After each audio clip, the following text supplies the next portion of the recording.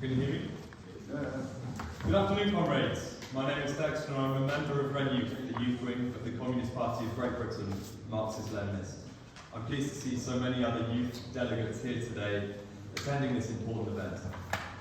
So I'd like to talk today about the situation of the youth in Britain today. It's tough to be young in today's age. Climbing rates of depression and even suicide are the result of a bleak future under capitalism. Many feel overwhelmed by climate change.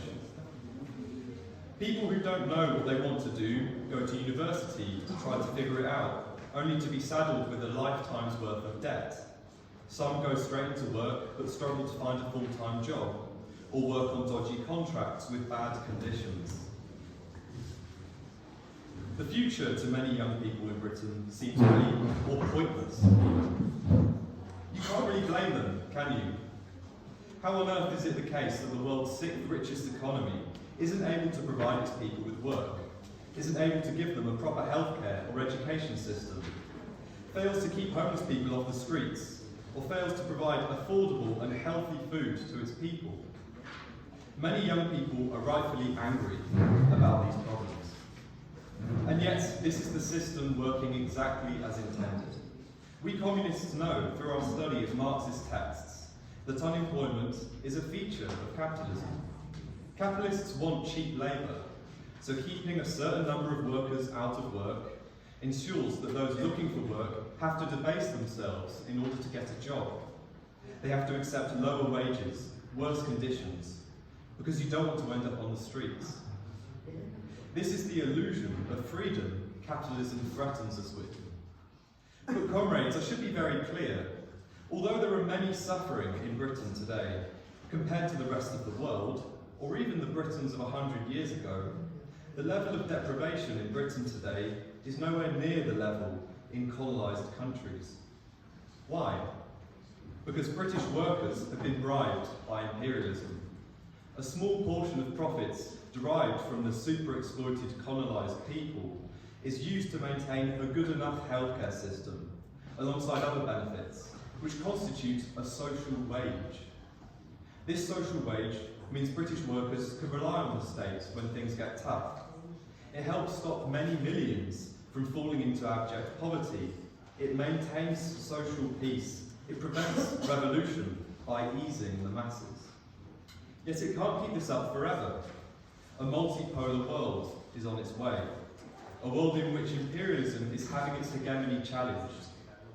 But perhaps more importantly, British workers are becoming more and more disillusioned with democracy. And by that I of course mean bourgeois democracy. The average Brit today understands that the politicians lie, the newspapers lie, the TV and radio stations lie.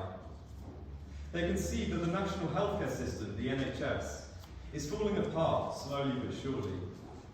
Young people are more disengaged with democracy than ever before, and voter turnout rates, an important statistic for the liberal democracy level, are on the downward trend. Overwhelmingly popular policies, such as the renationalisation of the railway system, just don't get implemented. How do these people in Parliament represent us if they don't do what we say? The British people are angry, comrades. All that is needed is a spark to light the fire. Now, it's always in the nature of young people to rebel, certainly in Western society. It's part of our culture. A classic way of doing this is by being a communist, by hating capitalism, by despising all it espouses. Yet why do people seem to grow out of the communist phase?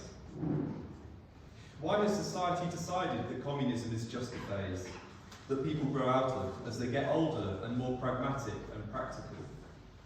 It is the state of the left-wing movement in Britain today that must answer this charge. The left-wing movement in Britain has been overwhelmed by social democracy. The Labour Party is one of the main social democratic parties in Britain, and most of the so-called socialist organisations in Britain are heavily influenced by it. They are separate organisations in name only, due to the fact that the overwhelming majority of them, even those having the gall to call themselves communists, in the end just tell their members, to vote for the Labour Party, they act as pressure groups towards that party, not as real working class organisations. So when young people get involved in these groups that call themselves socialists, but don't even study Marx, or study him indirectly with the help of study guides designed to misdirect people, they are doomed from the start. The fire within them, the anger, begins to die out and smoulder. The lacklustre Marxist education these organisations provide, which should be arming their members with Marxist science, are pushing them away from Marxism. This is a great travesty. Young people have an instinctive understanding of all the problems of capitalism already, and it's being wasted and destroyed by these so-called socialist groups. Young people understand, although perhaps not quite in these words, that capital's constant search for new markets to exploit, new resources to plunder, has led it to recklessly harm the planet and pollute far in excess of any reasonable measure.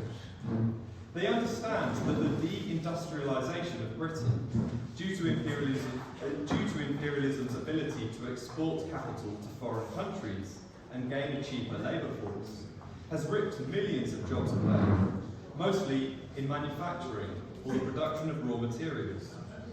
These jobs have always had the strongest working class communities.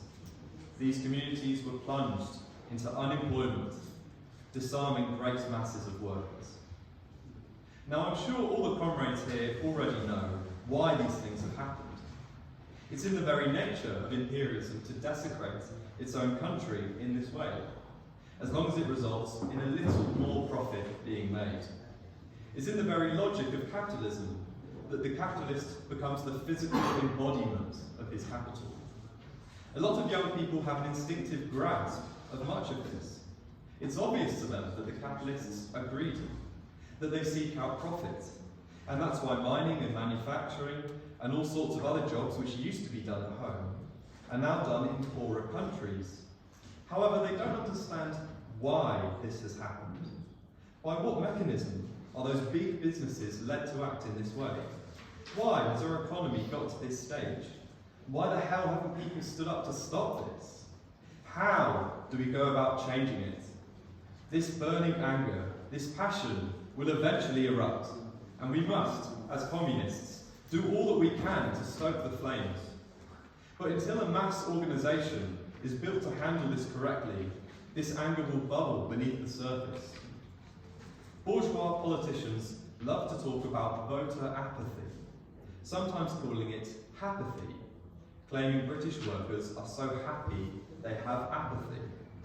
They just don't care much about politics anymore. Why would they, when they live so well? No, this anger will bubble beneath the surface and will continue to build with every false news story the Lion media produce, every promise gone unfulfilled by the politicians. And as more and more reach this conclusion, we communists must be there to educate them. Our publications are hugely important.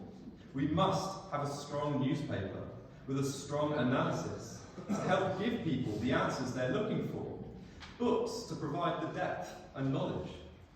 If what we write is well and truly thought out, people angry enough to take the time to do the reading will inevitably reach the conclusion that what we have written is right and correct. Comrades, we must simply stand up proudly and put forth the truth. The masses have been presented with so many false news stories, with the stories of the day lying about the Ukraine war and lying about Palestine. Many workers are searching for the truth, but they have to wade through a quagmire to get it. Why? Because we in the Communist Party are but a tiny section of the left wing in Britain. Comrades who have come to us have often been members of a number of other groups before they found us. This situation must be corrected, and it is only through valiant struggle and collective action that it can be done. Engels once said that England would be the last place to see socialism. I can assure comrades that we in the Communist Party of Great Britain, Marxist-Leninists, are doing our best to prove him wrong. Thank you.